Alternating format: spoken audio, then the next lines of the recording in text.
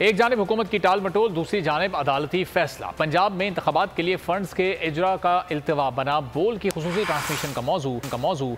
आईनी मामले पर कानूनी माहिरीन ने राय दी।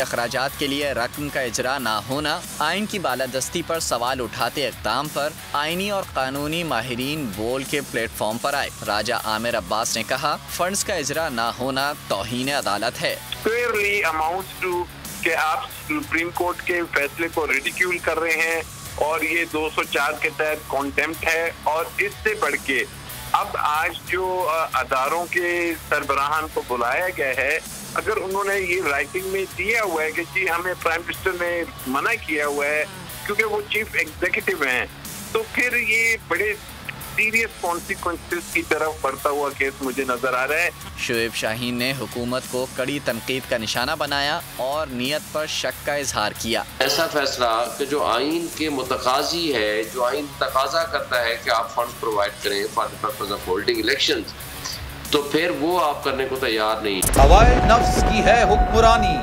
लुटेरा कर रहा है पासबानी।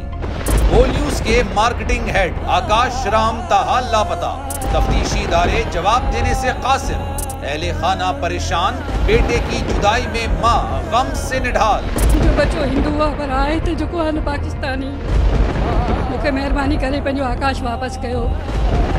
हुकूमत से बेकसूर और मुहिब्बे वतन बेटे की बाजियाबी के लिए फरियाद, तो घियारी माँ की आवाम से दुआओं की अपील। उफ क्या जुल्म है, बोल इंसाफ का मुंतजिर है।